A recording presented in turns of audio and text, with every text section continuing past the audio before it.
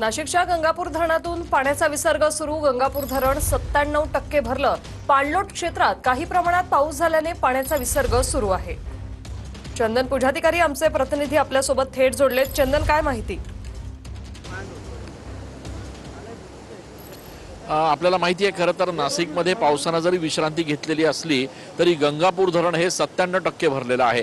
राज्यातलं एकमेव असं धरण आहे गंगापूर धरण जे पूर्णपणे मातीनं तयार करण्यात आलेलं आहे आणि त्यामुळे या धरणामध्ये पाण्याची पातळी मेंटेन करावी लागते आणि त्यासाठी वेळोवेळी गंगापूर धरणातनं पाण्याचा विसर्ग करावा लागतो। आज देखील गंगापूर धरणातनं 990 क्युसेक एवढा पाण्याचा विसर्ग करण्यात आलेला आहे आणि त्यामुळे गोदाघाट परिसरात पाण्याची पातळी ही अगदी थोड्याफार प्रमाणात वाढलेली आहे आपल्याला बघायला मिळते। दुतोंड्या मारुतीच्या पुन्हा एकदा पायाजवळ, अगदी तळपायाच्या जवळ या ठिकाणी पाण्याची पातळी जी आहे ती बघायला मिळते आहे।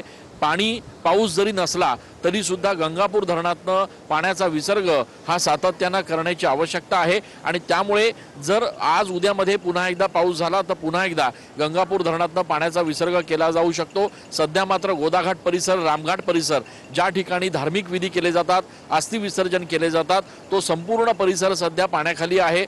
धोक्याची परिस्थिती सध्या तरी बघायला मिळत नाहीये।